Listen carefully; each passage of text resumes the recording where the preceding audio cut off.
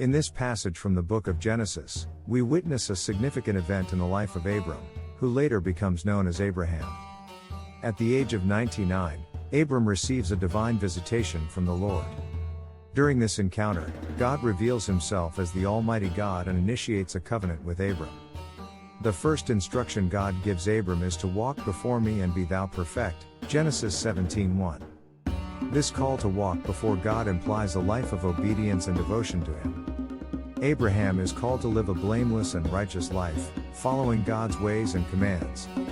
Next, God promises to make a covenant with Abram and multiply him exceedingly, Genesis 17:2.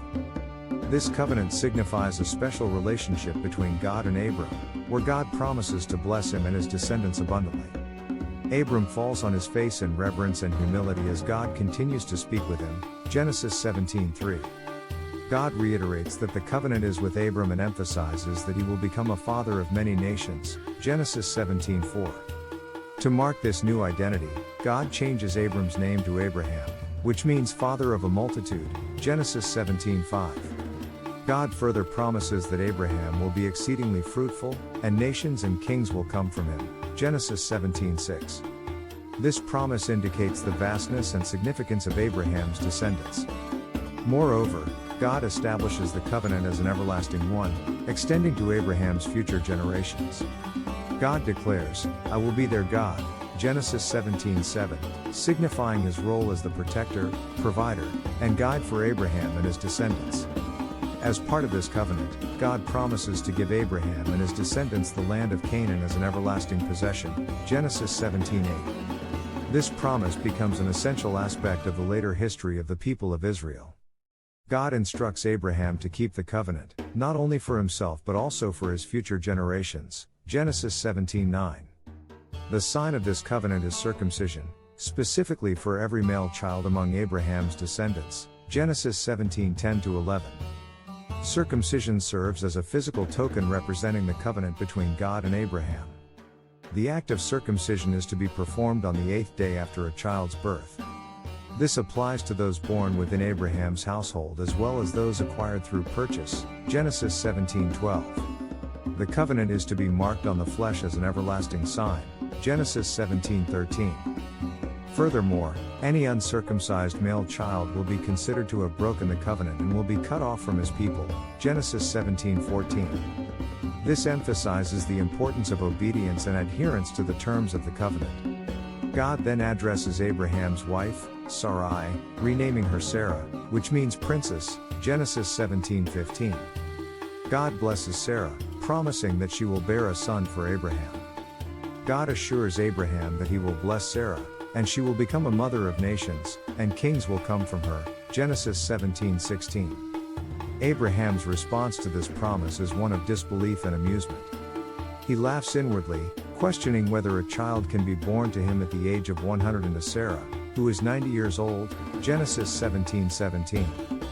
Abraham suggests that Ishmael, his son with Hagar, might be the heir to the covenant, Genesis 17:18. However, God reaffirms that Sarah will indeed bear a son for Abraham, and they are to name him Isaac. God establishes his covenant with Isaac as an everlasting covenant and with his descendants after him, Genesis 17:19. God acknowledges Abraham's concern for Ishmael and reassures him that Ishmael will also be blessed. God declares that he has heard Abraham's plea, and Ishmael will be fruitful, multiply exceedingly, and become the father of 12 princes, forming a great nation, Genesis 17:20. However, God emphasizes that his covenant will be established with Isaac, who will be born to Sarah at the appointed time the following year, Genesis 17:21. Isaac will be the chosen heir to the covenant promises and blessings. After this conversation, God finishes speaking with Abraham and ascends from him, Genesis 17:22. In response to God's instructions, Abraham takes his son Ishmael, as well as all the males born in his household and those acquired through purchase, and circumcises them on the same day, Genesis 17:23-26. Abraham himself, at the age of 99, undergoes circumcision along with his 13-year-old son Ishmael, Genesis 17:24-25.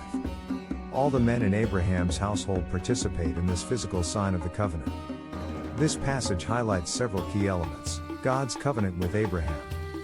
The change of names, the promise of numerous descendants. The commandment of circumcision as a sign of the covenant, and the reaffirmation that Isaac would be the chosen heir. It underscores the faith and obedience of Abraham in following God's instructions and reveals God's faithfulness in fulfilling his promises.